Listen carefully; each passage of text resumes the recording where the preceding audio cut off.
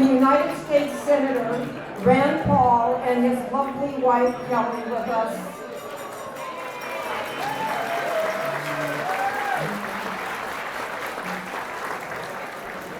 Good evening, ladies and gentlemen. For those of you with us for the first time, I'm Joan Leone, President of the Republican Women of San Francisco and Vice Chair of Events for the San Francisco Republican Party. It's a pleasure to welcome you to the historic San Francisco Italian Athletic Club and to thank you for joining us this evening. We have, if you'll take a look at, well, we're going to start the evening with the Pledge of Allegiance, led by former Assemblyman Don Sebastiani. Mr. Sebastiani?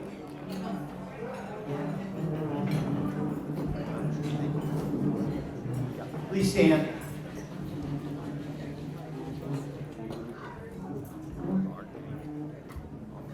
Everybody up? Should I be here?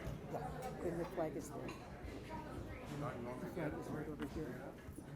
Where's the flag? Right there. Okay, we got the flag, okay. Yeah. Where everybody can see it?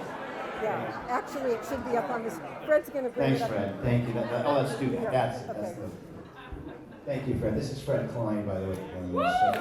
Thank him for this. Klein Family Vineyards and Jacuzzi Family Vineyards, Nancy and Fred Klein. Thank you very much.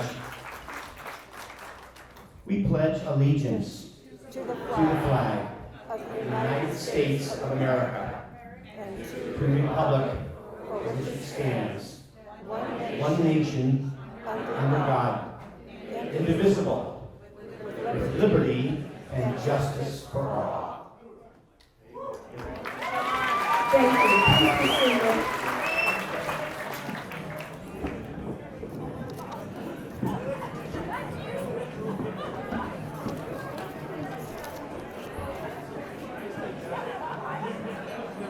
I want to special thanks go to Italian Athletic Club member sponsors, Johnny Bonassani and Max Della Sedia. Thank you, Johnny and Max, for sponsoring us this evening. And special thanks to Italian Athletic Club Chief Operating Officer Nick Pagoni, who opened the club for us to have this dinner with Senator Paul on President's Day. Thank you, Nick. If you look at your program, you open your program, you'll see that the order of events was going to be my introducing Harmeet Kaur Dhillon, and she was going to introduce John Dennis, chair of the San Francisco Republican Party. However, John is over having on the Laura Ingraham show, and right this moment, he left here to go over to their studio. So we're changing the order a little bit. So Harmeet is going to introduce United States Senator Rand Paul. I don't think there's anyone in this room that doesn't know who Harmeet Kaur Dhillon is. She's the California Republican National Committee woman. She's the Trump 2020 National Co-Chair of Women for Trump. She's the National Co-Chair of Republican National Lawyers Association. And my personal, as well as a client, the best and toughest attorney, and woe be unto you if you're on the opposing side. Where's Harmeet? Okay. Harmeet Kaur Dhillon. Thank you, Joan. Thank you for that lovely introduction. And it's my terrific honor to introduce Senator Paul tonight. I've been a big fan of the senator for many years and followed his career with interest. And, of course, before that, he has a long history in politics, and his father was a United States senator as well as a candidate for president many times, something that Senator Paul also engaged in 2016 before supporting President Trump. And Joan mentioned what a big supporter I am of the president, and I think the president would tell you that Senator Paul is also among his strongest supporters in Congress. And in the swamp, they say it's very hard to find friends, and I think the senator has been extremely steadfast. For those of you who don't know Senator Paul's background, he was a very accomplished surgeon and physician prior to joining the United States Senate in 2011. It seemed like only yesterday when I looked it up, I couldn't believe it's been that long. So he's in his second term now. And he's really been a leader on a number of issues that are dear to the heart of those of us who believe in liberty and are concerned about our constitutional rights.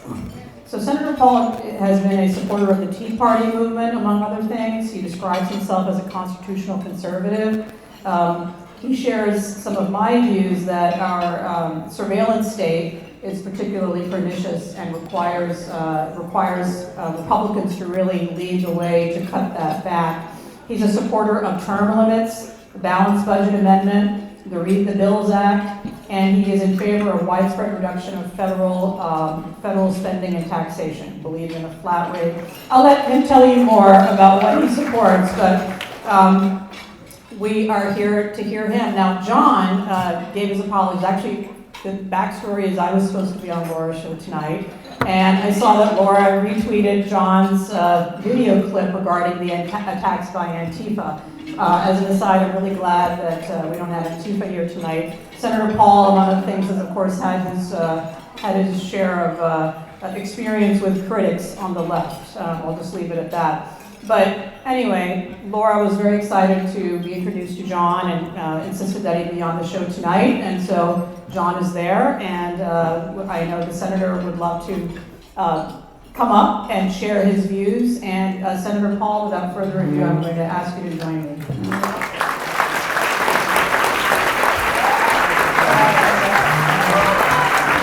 Thank you.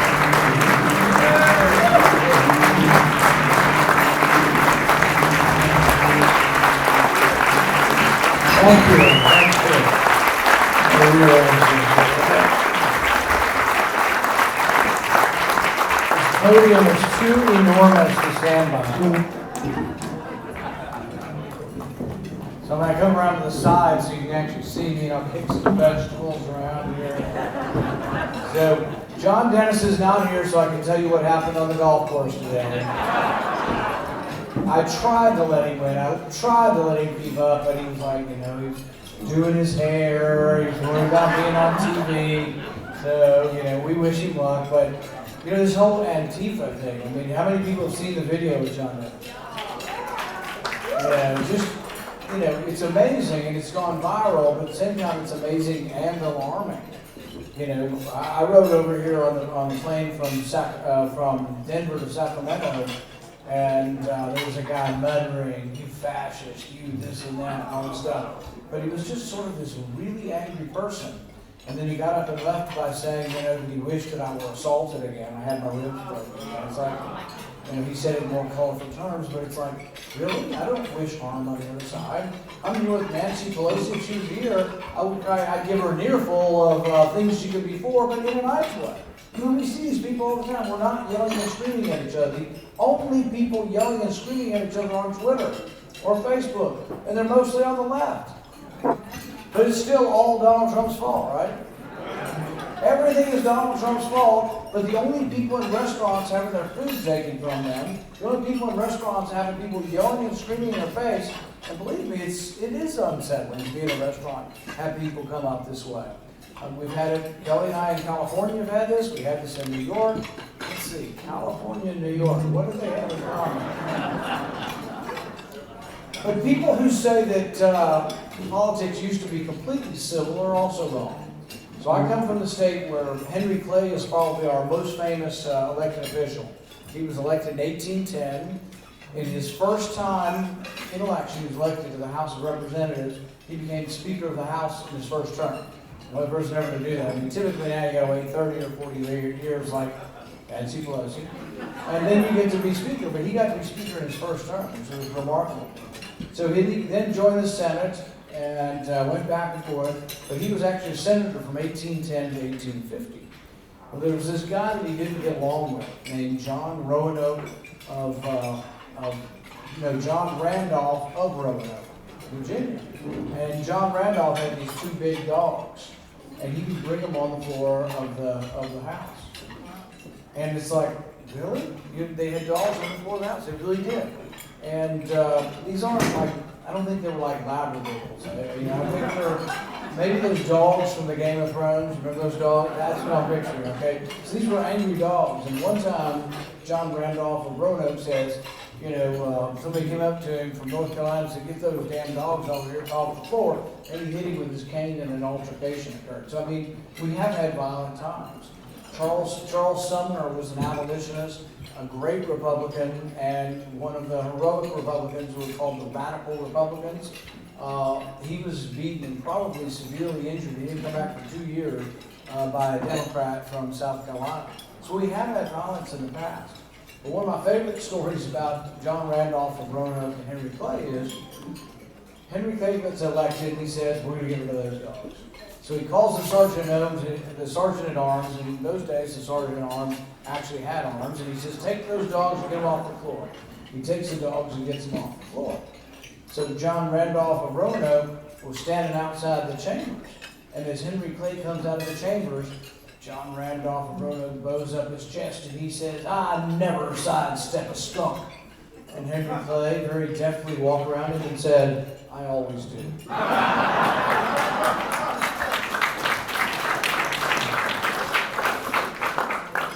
Nevertheless, even though we have had contention, we have had brawling back and forth, it still isn't a good thing.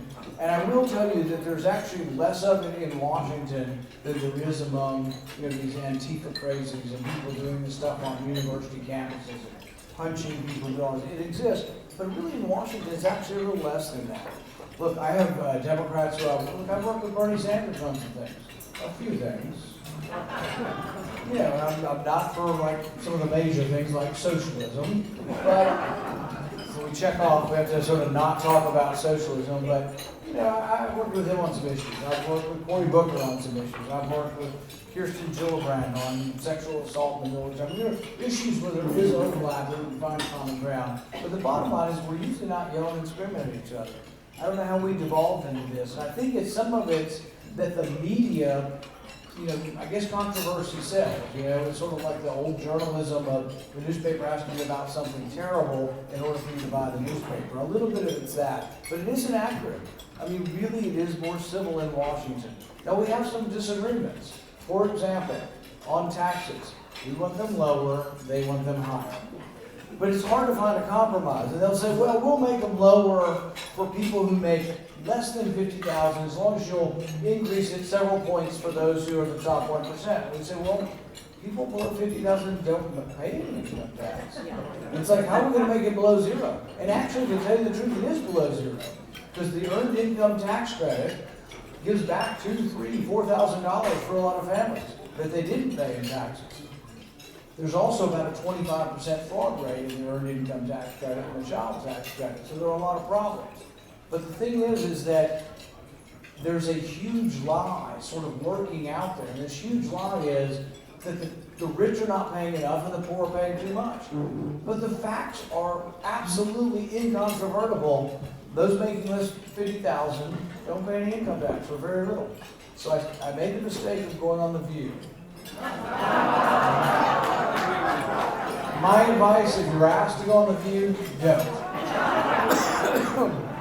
But we were selling this book that Tony and I wrote, The Case Against Socialism, and I go on there, and I said exactly that most people under $50,000 don't pay income tax. You can do the math, it's pretty simple. The standard deduction, I think, is $12,000 now. If it's a husband, wife, and 2 kids, you're at $50,000 in deductions. You really don't pay much in income tax. And we said that on, has that gotten really loud? We said that on The View, and they went crazy, just yelling and screaming. And it's like, ostensibly, some of them are supposed to be Republican and some are supposed to be Democrat, but they were all yelling at me. And you try to yell back at them, but it doesn't do any good. And so one of the worst is this. She's ostensibly the Republican, one of the Republicans, Anna Navarro. Well, she hates Trump. She hates me, and I don't know what Republicans she likes. And so she's yelling and screaming. And I'm talking about socialism in Venezuela. I'm talking about how it's gotten so bad that they're eating their pets, They have more oil underground than Saudi Arabia, but it's an enormous disaster. And I'm talking about how socialism is failing in Venezuela. And she keeps interrupting me saying, no, it's not socialism. They're murderers and thugs. And I said, no. They are socialists and they're murderers and thugs.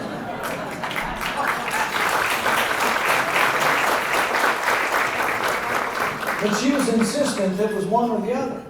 And the thing is we can't let them get away with it. We can't let them get away with this notion that they're going to promote this kinder, gentler socialism. It's going to be democratic and you're going to love it. Just give them a chance. The problem is that socialism, and most of us know this, if you've studied any history of the last 100 years, every time it devolves into violence. Every time there's a politically motivated famine that occurs, starvation has occurred. But it isn't benign, has never been benign. Even in the times when it's been introduced through an election, there's usually one election, and that's the last election. But they're dressing it up, and it's extraordinary that they're actually running on this. When I was a kid, in the 1970s, late 1970s, they were embarrassed to be called liberals. They started calling themselves progressives. But now they're brazen. They're out there, and they're telling you that they're socialists, they want to bring socialism. So we've got to combat it. So Kelly and I decided to write this book because when you do surveys of young people, over half of young people actually are open to the idea of socialism. I mean, you ask them about socialism, they're like, yeah, we should try it. Maybe we should experiment with socialism. The only good news is if you ask them the second question, what is socialism? Almost none of them know what socialism is. What they're for is what they've been force-fed in the government schools.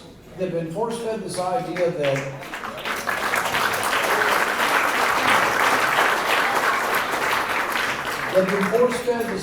that if Johnny's not very fast, we should still give him a trophy for track. If Susie can't spell, we should still pass her along and say she's a great student because we need to make sure she has self-esteem. It's not about merit, it's not about success, it's not about teaching people that the only self-esteem you ever have you get from work. That doesn't mean everybody's going to be a stable genius like the president. Not everybody can be that. But there's all different levels. We've all got a place, But the thing is you get your self-esteem through work. Nobody can give you your self-esteem. And I don't care whether you are serving the food, cleaning this place, or whether you're a rocket scientist, you get your self-esteem from work. The other side doesn't get that. And they want to give it away for free. And in the schools, they've been saying, we need justice and fairness. And so these kids come out and have no clue as to how their parents earned enough money to buy their clothes and send them to school and do all this. They just say, well, at school they teach me about fairness. And the only way to be fair is maybe the government should make us fair.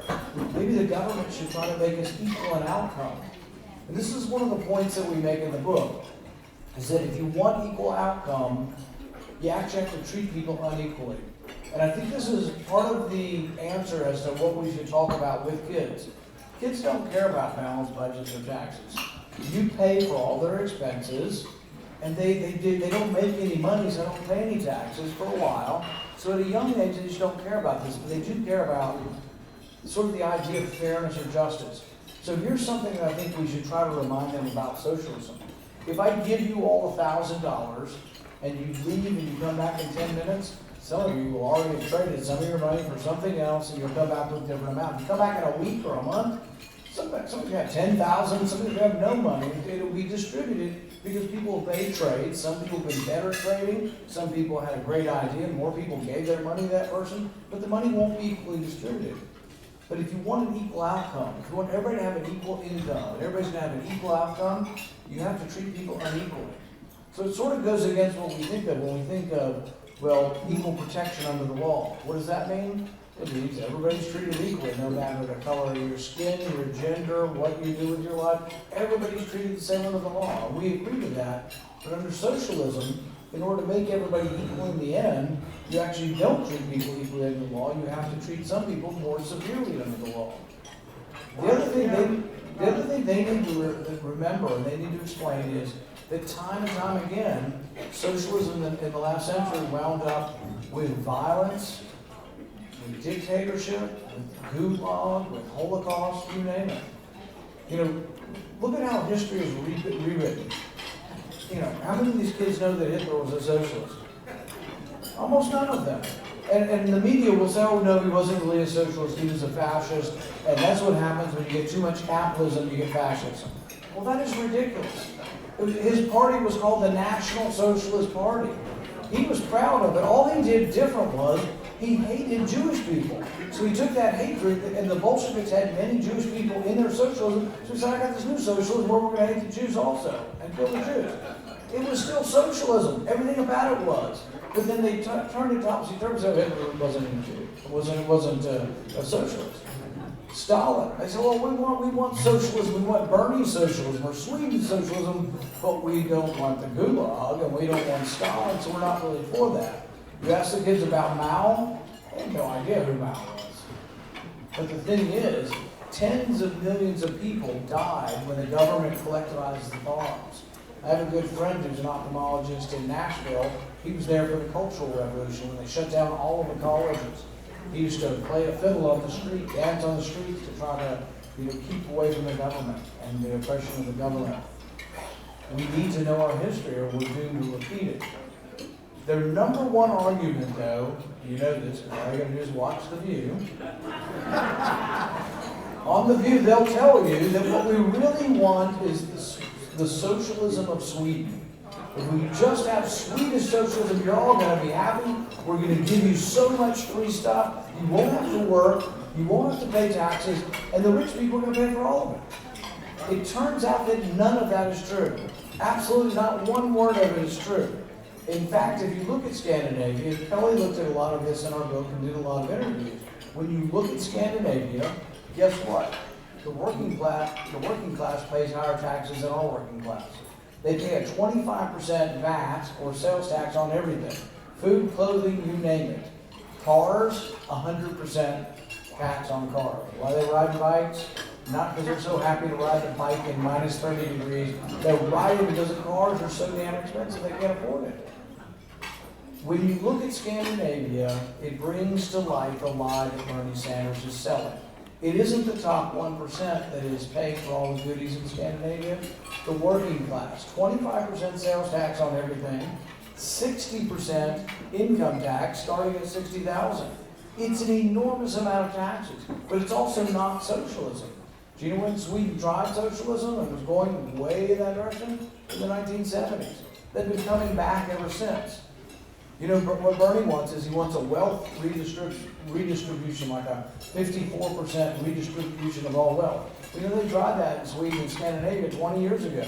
They don't do it now. So everything he says he wants about Sweden, they tried and gave up years and decades ago. They've been coming towards us the whole time. Bernie voted against lowering the corporate income tax. One of the best things we did with President Trump and Republican Congress is we lowered the corporate income tax from 35% to 21%.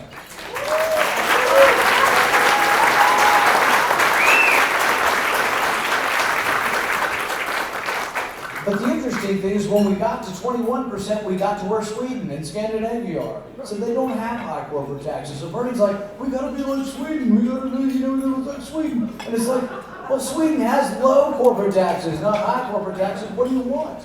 The top 1% don't pay for everything. Everybody else pays for everything. So this is a big lie. Why is it important? Because politically it's demagoguery. It's trying to tell you you can have a lot of free stuff. You can have free college, and you can have free paid leave for all of these people, and you don't have to pay for it. Just the rich people are going to pay for it. All right, there are a few of you here who probably are the top 1%. But the thing is, it doesn't work. So when AOC says she's going to tax those making $10 million or more, 70% tax. Did I hear a boo for AOC? Anybody else? So she's going to tax them 70%. Guess how much money it brings in? $50 billion. And you're like, well, that's a lot of money, right? Well, they want to spend $50 trillion. There's a math problem here, see? We need to combat this, though. And it's very important because if they win these arguments that we're going to do a benign, a kinder sort of socialism, that's what we're going to get. And it won't be benign when we finally get it. How are we doing? How are we doing when we have Republicans? We're all Republicans here. We want more Republicans. We want to send or bring Nancy Pelosi back home. We'll be nice to her, right? We won't attack her in the restaurant. So we're so glad you're home, Nancy. We're so glad that you're home to stay. But the thing is that how are we doing as Republicans overall? What's the grade? Well, my dad was on before me and Jesse Waters the other night. My dad gave the president a C- but a B+ for effort. And so Jesse Waters, like your dad, why is he saying that? And I was like, well, he's a hard grader. I grew up in that household. He's a hard grader. My grading's actually a little softer than that. I think we've done great things with the courts and the judges. We've approved more judges.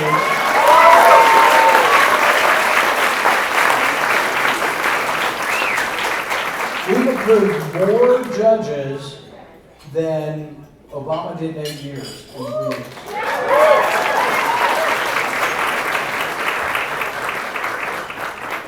So I was playing golf with the president, and I played several times with him. This was a couple years ago after Gorsuch got appointed. And I think Gorsuch is exactly the best. I used to think Thomas was the best. I still like Thomas. I think Gorsuch is now the most moving player in America. So he had just appointed Gorsuch, and I looked at him, and I rode out there with him in the motorcade, so we had quite a long time to talk. And I said, well, Mr. President, I think you could possibly get 3 justices. You know what he did? He looked at me and he said,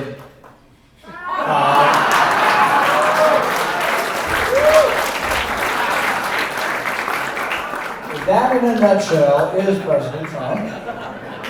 He does not have an excessive amount of humility. He does not lack in candor. He is not afraid to say what's on his mind. And that's why his rallies are extraordinary. We all want to think we're great and, all this. He gets 25,000 people to show up.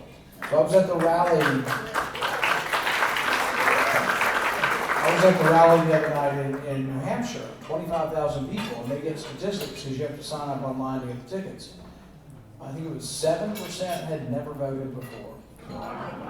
This is how he's winning. This is how he won Pennsylvania, Michigan, and Ohio. We haven't won it in 30 or 40 years. 7% are showing up at the rallies they never voted for.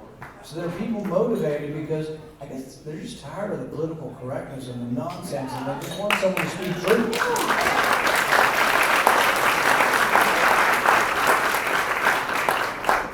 20% of the people showing up at the rallies are Democrats, registered Democrats. So this is a good thing. The rallies are exciting, but on Monday night after the rally, we did have to have a very somber occasion. We flew back and we stopped at Dover Air Force Base for 2 of our fallen soldiers. And, Kelly and our family, we have a lot of family members that serve. Kelly has 3 nephews who have served in recent years. One of them has been in since 9/11 and is now a commander of the Navy. Her father was in for 20 years. My dad was in for 5 years. Her 2 brothers were in. One brother was Air Force Academy. So we know about the military. Kelly grew up in the military and traveled the world. She lived for a while in Turkey. She was born in Homestead Air Force Base. We know what it's like. But we also know what it's like when you lose your friends and your comrades. And it does happen. But it should never happen when we don't have a mission. We have not had a mission in 10 years in Afghanistan, and I think it's time to come home.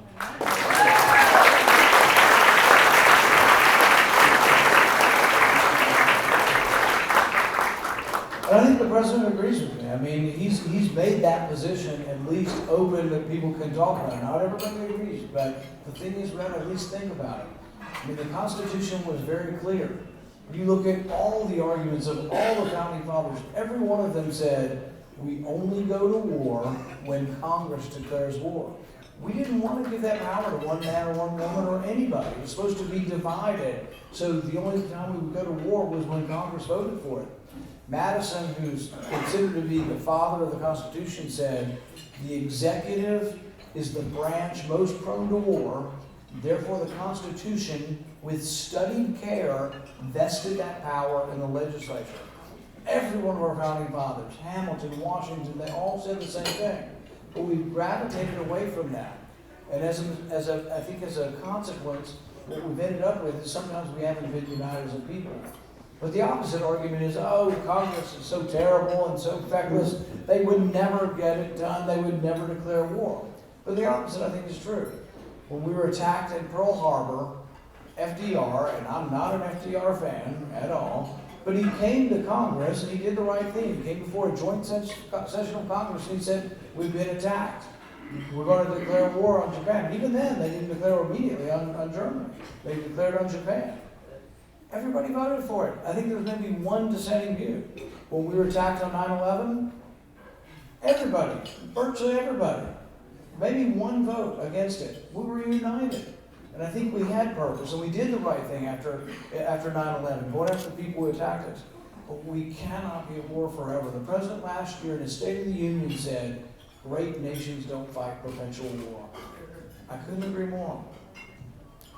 If we look at the expenses of war, it's not only in the lives lost, there's an amazing amount of money.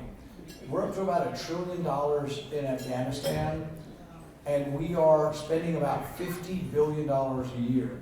And you say, well, if it's for war, we got to do it. Well, I'll tell you some of the things we're spending money on in Afghanistan. We spent $90 million on a deluxe hotel, a luxury hotel across from the embassy in Kabul. Guess what? The contractor ran off with the money. It's a shell of a building. It's completely open, and it's a danger to our soldiers. Our soldiers have to patrol it because snipers can shoot down at our embassy. We're going to have to actually, in fact, tonight I was told to ask you for an extra $1,000. John Dennis said I could do this. He said, ask you for an extra $1,000 a piece so we can tear the hotel down. I'm kidding. I'm making that part up, but the hotel's real. It is there in Kabul. We spent $45 million on a natural gas station. I could see that in San Francisco or something, right? That sounds like a foolish idea that people in California do, right? Why? Because no one has a car that runs on natural gas. Now, there might be some people that have designed one, but there's no mass market car that runs on natural gas. In Afghanistan, the average income is $800 a year. About 1 in 500 people have a car. They don't run on natural gas. So somebody told the military that their mission is to go green. We're supposed to reduce the carbon footprint of Afghanistan. A country that cooks their food on open fires, we're going to reduce their carbon footprint by making them a natural gas station. It was supposed to cost $500,000. It had 80 times cost overruns and cost like 45 or 46 million. My staff was there to look at it and to look at some of the waste. The military said we can't take you there because we'd have to risk, 2 gunships and 60 warriors to go out to see it. So we're building crap you can't even go see because it's too dangerous to see.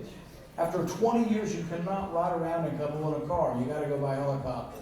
It's a complete and utter mess. So I did a hearing last week on the Afghan papers. The Afghan papers is all these generals who have given their opinion over decades. Generals, lieutenant colonels saying there's just not a mission. But if there's not a mission, we shouldn't send anybody else. I mean, it's time to make that decision. We should always defend our country, but it's time that we bring the troops home.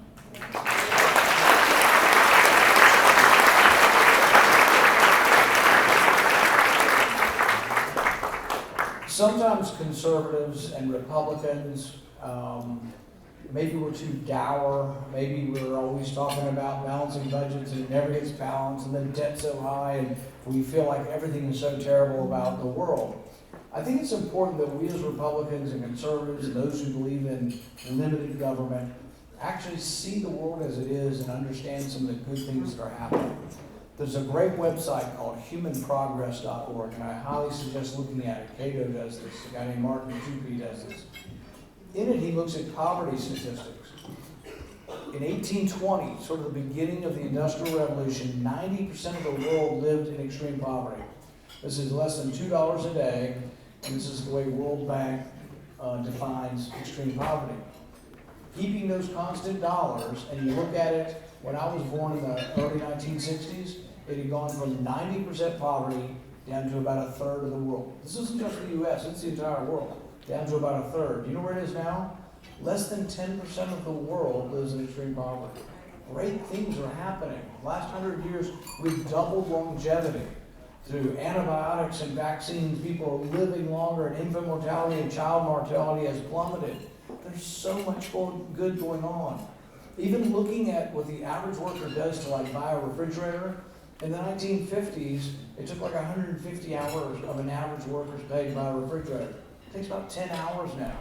Food, you can buy 7 times as much food as you could 100 years ago.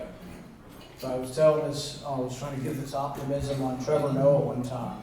And Trevor looked at me and said, oh yeah, that's right, food's down and there's great productivity and technology and all that, but what about, healthcare and education? And I said, well, what do you think's in common to both of those? The government. So where the government has not been, where you have a true marketplace, things go down. Competition really works. Productivity works. Division of labor works. Everything Adam Smith talked about works. But it doesn't work when the government gets involved. But I think we shouldn't forget, as Republicans, as descendants of a party that was expanded and made dominant by Ronald Reagan, his enthusiasm, our enthusiasm for the origin of our country, but also our enthusiasm for the great wealth that is created by freedom, by being left alone. We are the party to be left alone.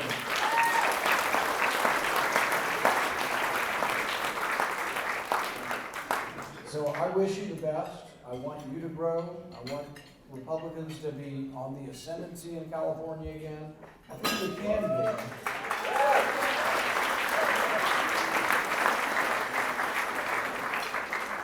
But we got to preach optimism and not just austerity. We need to preach the optimism of capitalism and of growth. I think we can do it. I thank you all for being part of it. Thank you.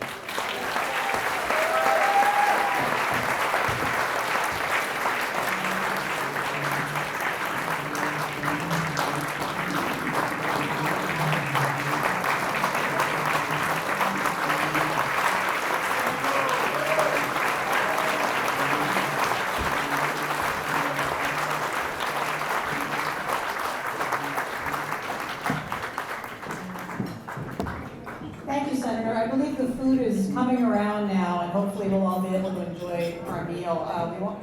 Senator Paul, he's very humble, but he's actually spent this last few days and the next few days on the road helping elect people and raise money for Republicans outside his home state. So he's going from here down to Southern California, where he'll be supporting the campaign of Michelle Steele for Congress. And Michelle is the wife of our national committee man, my friend at the RNC, Sean Steele, and is very generous of the senator to give his time to help in our blue state. And hopefully, we may have a break soon. I believe the intention is when John's clip comes on, he may be able to join us on the screen here. So if I disappear suddenly, it's because I'm getting that cue. But while I'm here, I'd be remiss to not mention that our friend John is running for Congress. If he had been here, thank you. John has done a great job as the chair of the SFGOP, a job that I held at one point in time, and I'm very proud of him and what he's accomplished. And my husband and I are casting our vote for John in the election, and I hope you all do the same. Thank you. So, while I'm up here and the food is coming around, I wanted to share a few words about the campaign. So all of you know that the campaign is going strong. The RNC raised over $60 million in the month of January for this campaign, which is historic. Now, how many people in this room think that the president is going to beat whoever the Democrat is?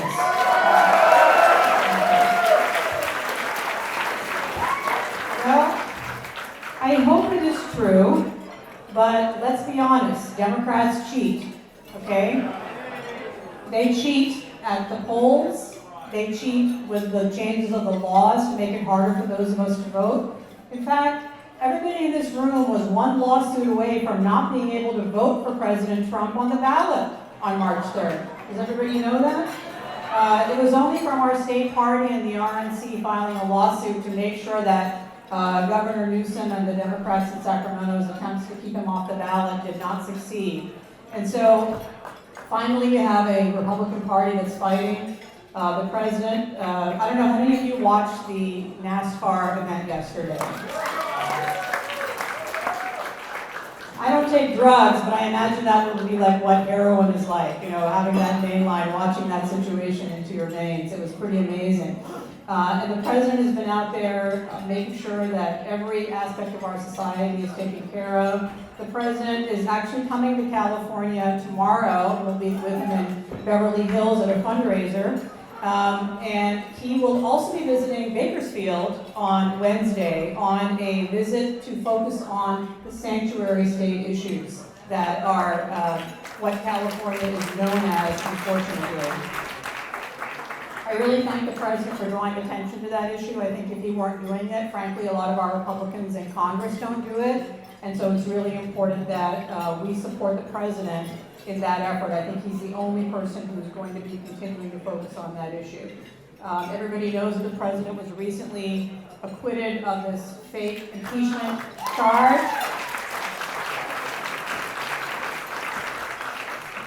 And the Democrats are just drawing up their next set of impeachment papers. I can promise you that. They've even said that. Across the bay, Eric Swalwell has already said the president can be impeached again. So don't take anything for granted. All of us who know how popular he is, that means the Democrats are going to work that much harder. And with a billionaire running with Mike Bloomberg, he's already spent $400 million on his campaign. He's been in the campaign for like 2 months.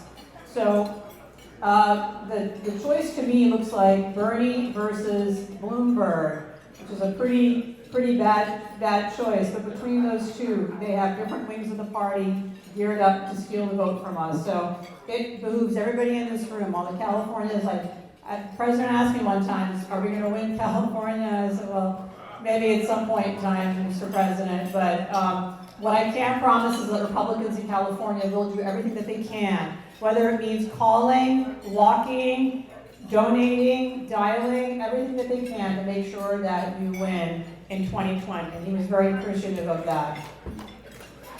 In that regard, I'm going to sit down and let you eat your meal, but if you text, people have asked me, how do you get engaged? You know, I'm co-chair of National Women for Trump, and the lawyers will be rolling out pretty soon as well.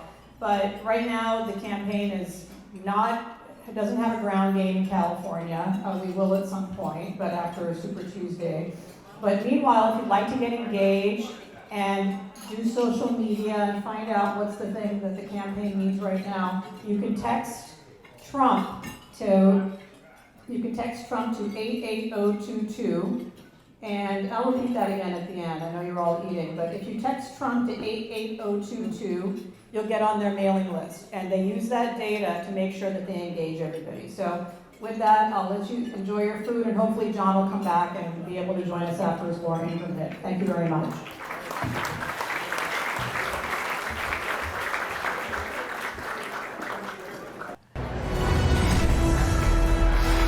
I'm gonna catch you when all the cameras aren't around, and I'm gonna you up. Oh, you tried. No, I am. No, you've got the wrong guy. No. You got the very wrong guy.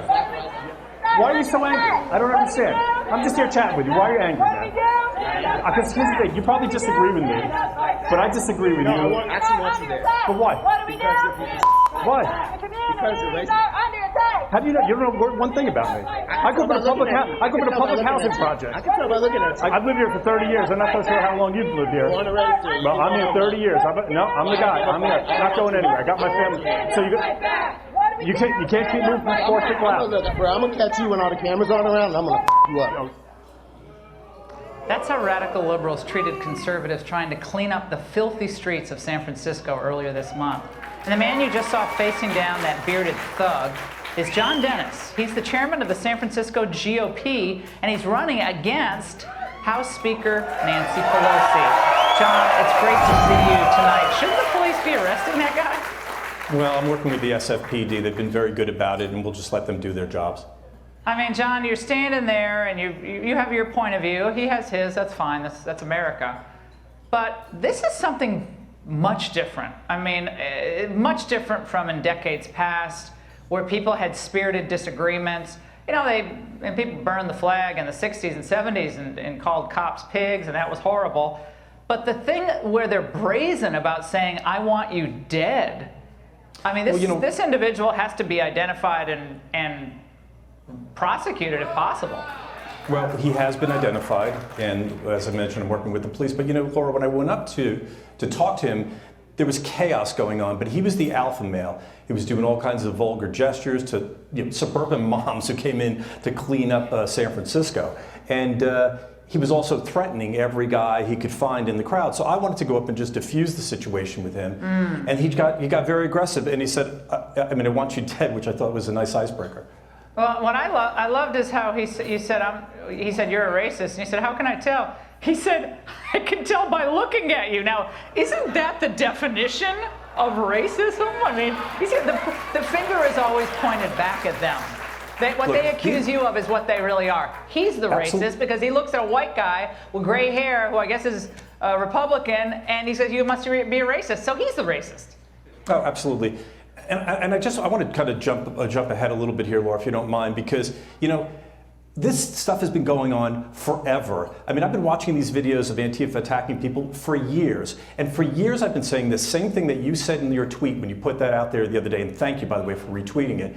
Where is Nancy Pelosi in all this? The people on the left, and this is largely left-driven violence, where is Nancy Pelosi? Where's Chuck Schumer? Where's Bernie Sanders? Where are all the presidential candidates? Where's AOC in all this business? Yeah, John, we're going to have you back for a longer segment, but we're going to be tracking which politicians condemn this and which politicians stand silent. Thank you for being out there. We really appreciate you.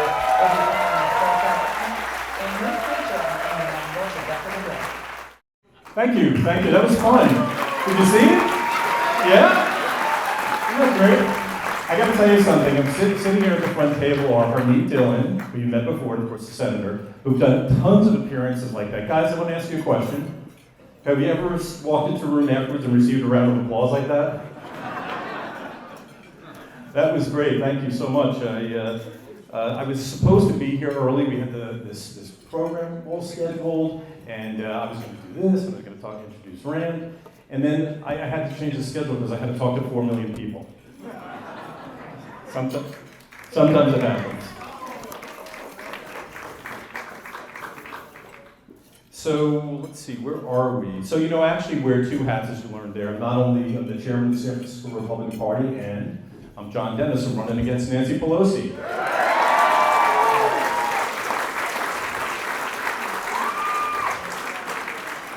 So let me do this. I want to go. Do we have our slideshow ready, Sean? We're good? Let's start. Let's just do this real quick. I want to get Sean tonight here. So, when I took over as the chairman in July of this year, I think I got up in front of this group. I got up in front of every group that I've been to and said, the thing I'm going to focus on is the thing we've been avoiding for a long time. It's the hard nut to crack. But, for decades, registration in San Francisco has been going down. Obviously, and as the Democrats have gained control, they've moved farther and farther to the left. And this is a town that desperately needs a Republican voice. So I said, I'm going to take on the challenge. We as a party are going to take on the challenge. We're going to register more Republicans. And I'm pleased to say that consistently, we have more Republicans in San Francisco today than we did 6 months ago, and we're going to have more Republicans a year from now. There we go. Slowly but surely, it's not going to happen overnight, but we're going to turn the ship, and because, like I said, this city needs a Republican voice desperately. Just keep in mind, by the way, Republicans built the Golden Gate Bridge. Republicans built the Bay Bridge. All the great infrastructure projects were built by Republican administrations. That's what we remember them for. What do we remember the Democrats for? Look at the videos on my website, Needles in the Street. While Nancy Pelosi is doing this, and while she's doing this, we got people laying in gutters right now, living horrible lives. She's a huge distraction. She's distracting away from her failure in this district. We're going to call her to account like I just did. What's next? What do we got? Oh, so we're doing some new things. This is our San Francisco Republican Central Committee, or the SFGOP. These are our delegates. And what we started doing is we started live streaming our incredibly interesting meetings. So if you're really interested in this stuff, turn this on. And if you're having trouble sleeping and you don't like this stuff, then turn this on. But we're doing the things to protect the Republican brand in San Francisco. We are carrying the embers so that we can fan it into a flame and hopefully, start a wildfire here in San Francisco for Republicanism. Let's see, they're doing lots of little events. We had a nice State of the Union party. Did anybody go to that? Yeah. Nice time, right? Yeah, that was fun. We're going to start doing more stuff like that. Ayn Rand conference. So do you know, by the way, we wanted to connect with her because for a lot of Republicans, it's that funny book, right? It usually begins with Ayn Rand. No relation to Rand Paul, by the way. Okay, let's move on. March for Life, another great event that we did. Tons of excited people there. Okay, and these, by the way, are the great people who represent you in the San Francisco Republican Party, the SFGOP delegates. Can any of the delegates here tonight, can you please stand? Stand and stand, don't sit down. Absorb this, absorb this. Thank you. Thank you, thank you, thank you. Thank you all. You're really, I gotta say, I've said this before, you're my heroes. You go to, not the most glamorous place to conduct these meetings, to protect the Republican brand in San Francisco. We take guff for it, and you really are my heroes. Thank you for what you do. Move on. Oh, okay, so let me just get on to this. I really can't see these, but on our website are all the positions that these great people decided to go with in this election. So these are our positions on the ballot measures. And if you need them, you're going to get a mailer if you live in San Francisco. But again, it's on our website. And if you want to take them down quickly, these are our positions. These are the candidates who we are supporting. Aaron Smith for State Senate, Gene Solmerdahl for Assembly, and John McDonald for State Assembly in District 19. Thank you. And we had actually a couple of people for judge positions, for court positions who came in, and they were proudly going to represent the Republican label. They're actually going to put it on their mailers, and so let's give these folks a round of applause. They specifically said, we represent all people.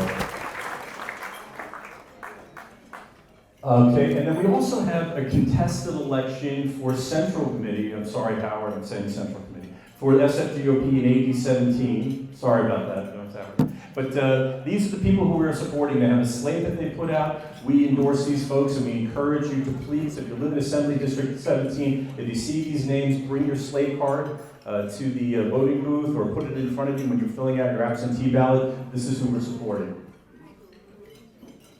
Oh, okay, and then let me take that hat off, and I gotta put the other hat on. Okay, so this is me running for Congress here. Okay, what do we have? Do we have a slide? That's right, that's me. Okay, next. We'll do this quickly. You guys saw this, I don't want to run this again. Let me just say this, though, about this, and I started to get into it at that point. I hope Laura Ingram does have me come back on. All of this Nancy Pelosi business, all of this Antifa business could have been dealt with years ago if the people on the left would get up and say, you don't represent me. San Franciscans walk around in fear. I'll tell you what you do. Walk down a block in certain neighborhoods in San Francisco. I understand, I got it. So walk around in San Francisco, walk down some streets, and then put on I'm a Republican and walk down those streets. Okay? And then, for the next step, put a MAGA hat on and walk down that street. And you'll have confrontations like I had with that guy all day long. So this is another event that we did. It's the San Francisco Cleanup Challenge. Do we have video of this? Go ahead, roll it. Can we have this? Sound?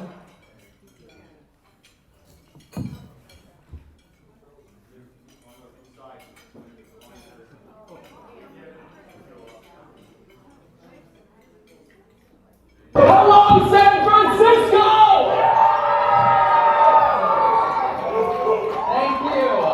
Thank you to the San Francisco Republican Party for partnering with me. I could not have done this. I'm from Virginia, I know. So thank you. I want to give a round of applause to the San Francisco Republican Party!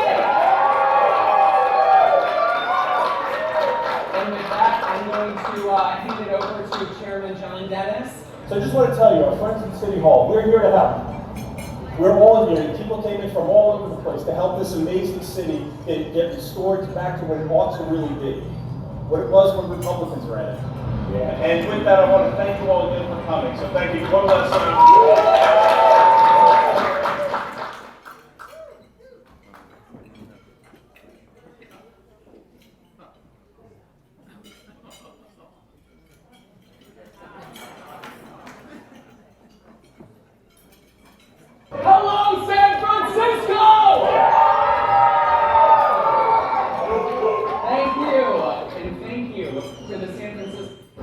And with that, I want to thank you all again for coming. So thank you. One last time.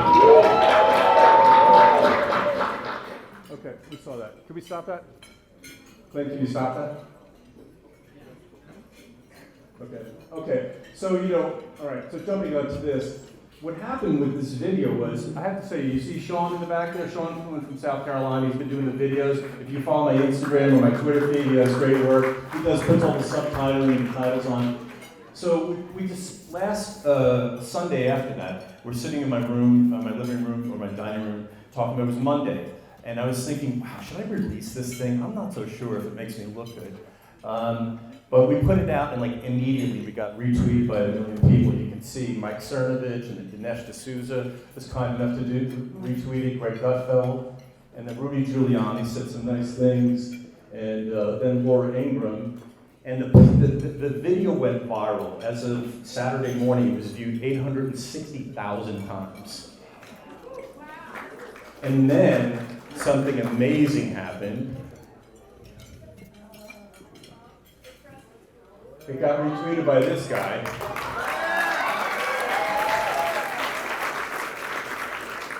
And as of now, I'm gonna roll it up a little bit because I'm sure you guys are gonna watch it at least 50 or 60,000 times yourself. We're at 3 million views. So, yeah, anyway, I don't know. I don't want to talk about the rest of these slides. We can go on through it blank. So let me just finish up with this. We're taking the fight to Nancy Pelosi in a new way. I gotta tell you, I had 500 Twitter followers on Labor Day. And today we have 2 accounts. One has 28,000, and the other one has probably damn near 60 now. So total over 85,000 Twitter followers. It's so powerful. Twitter is like it's like an assignment editor for cable news networks. If you get some critical mass, you can actually drive stories and challenge people in new ways. So I'm excited about this and taking on Nancy Pelosi all the way through November. But I have to say, I do need your help. Big thing, I don't know if Rand mentioned this earlier, but we need help because the Democrats, we moved the primary from June to March, so the Democrat turnout is going to be enormous in San Francisco. And so in order for us to get into the top 2, we have this top 2 system, right? And I'm perfectly willing to concede that Nancy Pelosi will get the most votes. But we need to come in second so that we can continue challenging her in this way, in these many ways, all the way through November. So please, make sure you vote. Whatever you do, please vote. Tell your friends, get them out. We need to meet the Democrats at every step of the way for this election.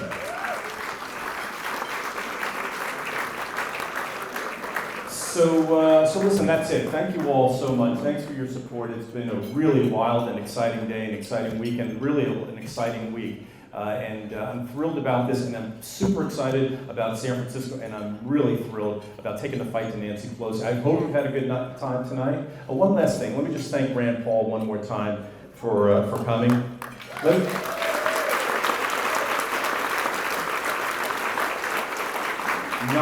Nothing in my political life, nothing pleases me more than Rand Paul is in Washington, D.C.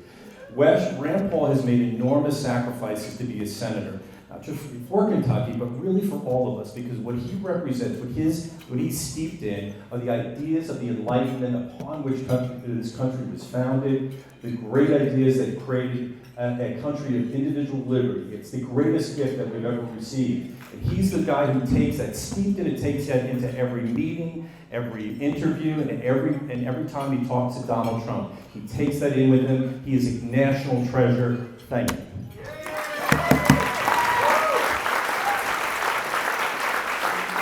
Our schedule we're ahead of schedule, but I say this is a wonderful time for us to sit around and enjoy each other. So enjoy your meals, enjoy the rest of your table mates, and I'll be around happy to chat with anybody. Thank you.